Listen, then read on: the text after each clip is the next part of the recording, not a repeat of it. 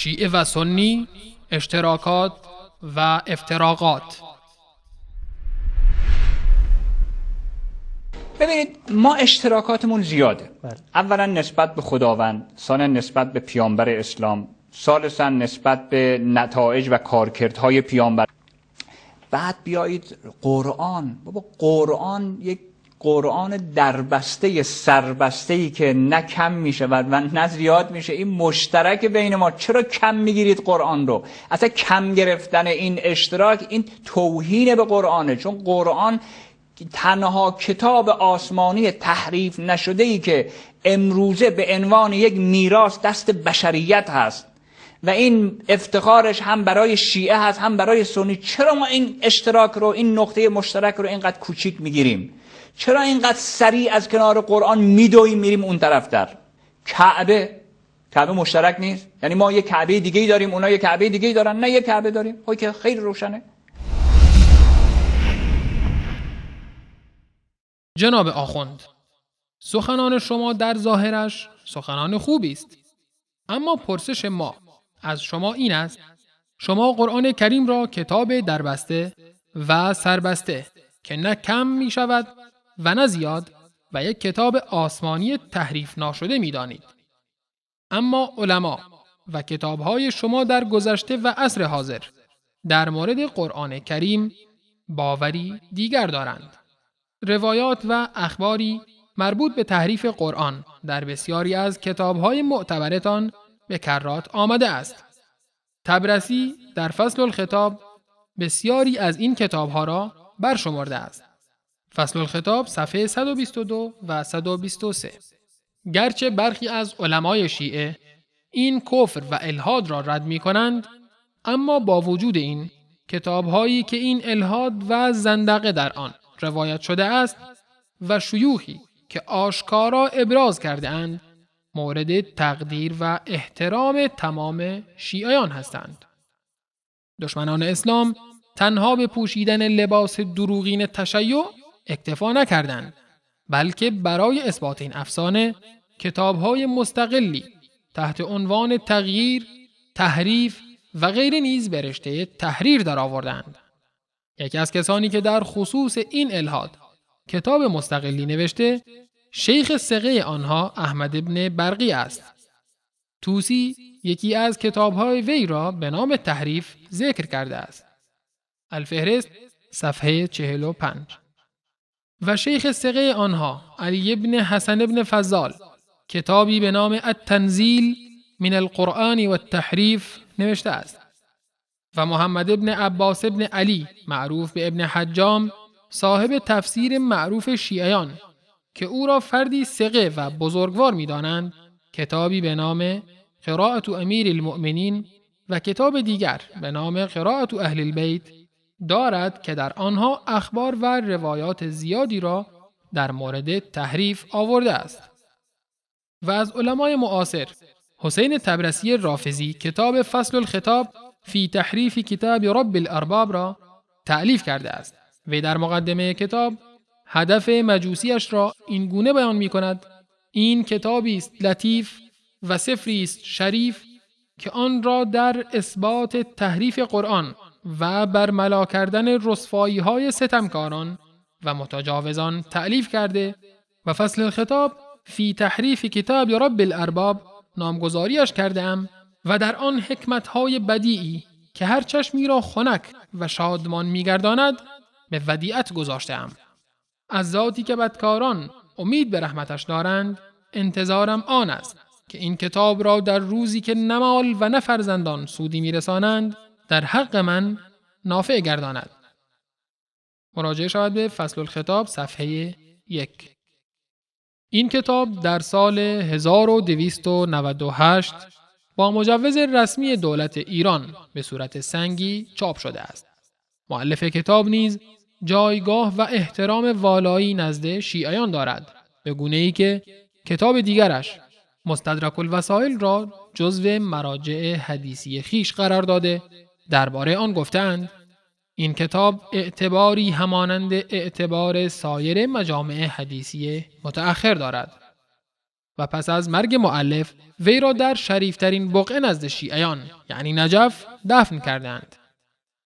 مراجعه شود به اعلام الشیعه آقا بزرگ تهرانی بخش دوم از جزء اول صفحه 553.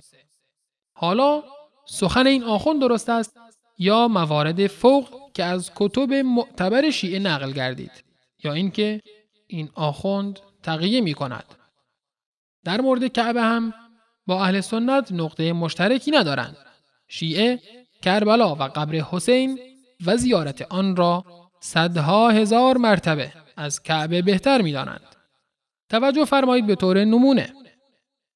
از ابی عبدالله روایت می کنند که می گوید کسی که در روز عرفه قبر امام حسین را زیارت کند خداوند برای او 1,000,000 حج با امام زمان، 1,000,000 عمره با پیامبر صلی الله علیه و آله و سلم، آزاد کردن 1000 برده و آماده ساختن 1000 مجاهد برای جهاد در راه خدا را می نویسد و خداوند اسم او را بنده صدیق من که به وعده‌ام ایمان دارد می گذارد و ملائکه می گویند فلان کس صدیق است چون خداوند از بالای عرش خود وی را تایید کرده است و همچنین بر روی زمین او را فرشته مقرب درگاه خدا می نامند.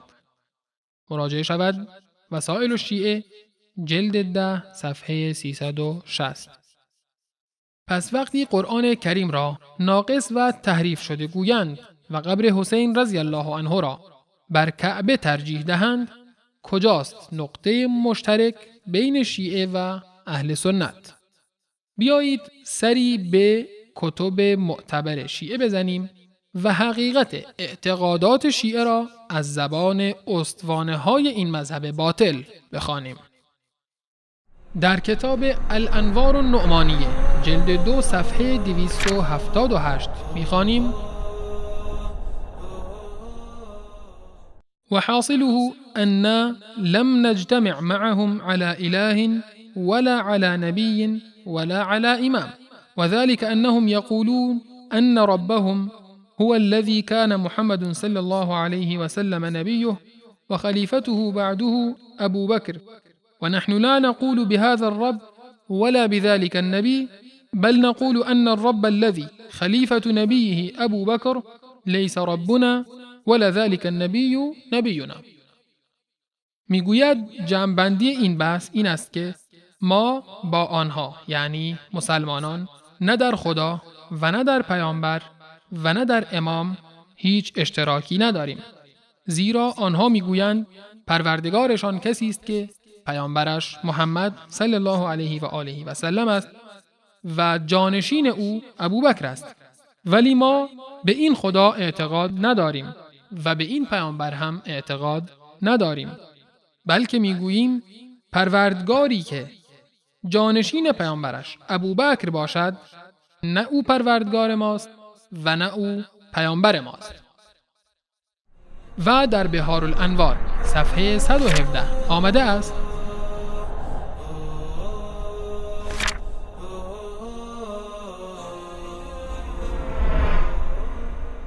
علي بن ميمون الصائغ عن ابن أبي يعفور قال: سمعت أبا عبد الله عليه السلام يقول: 3 لا ينظر الله إليهم يوم القيامة ولا يزكيهم ولهم عذاب أليم: من ادعى إمامة من الله ليست له، ومن جحد إماما من الله، ومن قال إن لفلان وفلان في الإسلام نصيبا. 3 گروه روز قیامت خداوند به آنها نگاه نمی کند و گناههایشان بخشیده نمی شود و عذابی دردناک برای آنهاست.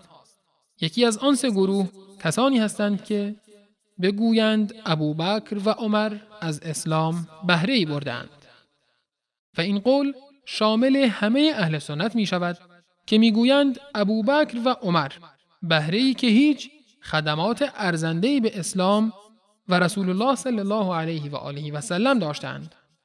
دوستان، می‌بینید چقدر راحت امت میلیاردی را جهنمی می‌کنند به جرم این که فقط بگویند ابوبکر و عمر مسلمان بودند. و در من لا یحضره الفقیه جلد 5 صفحه 470 میخوانیم: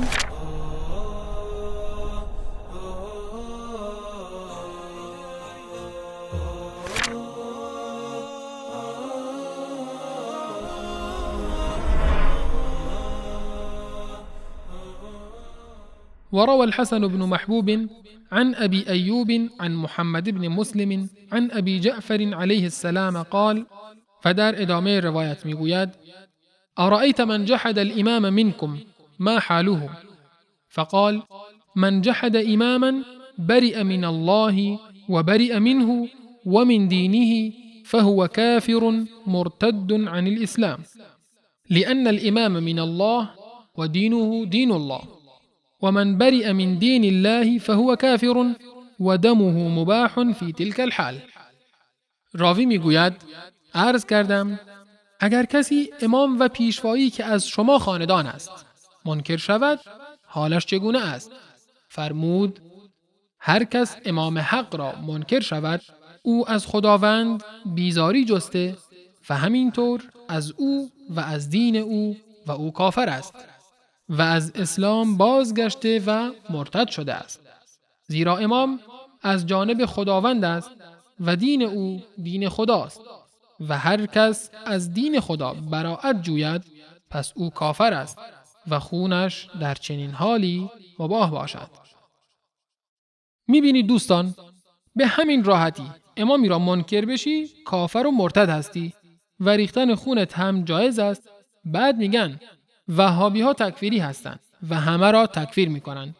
شما را به خدا قسم تا حالا کسی دیده اید به همین راحتی کسی رو مرتد بدون خونش رو حلال؟ روایت هم از کتاب معتبر هست و با سند صحیح. دیگه چه بهانه ای دارید؟ آیا این روایت شامل برادران اهل سنت شما هم می شود؟ یا شامل ما وهابی و بکری و عمری و ناصبی ها میشه؟ الان یکی میاد و میگه این مدرک جعلی و شما تفرقه میندازید.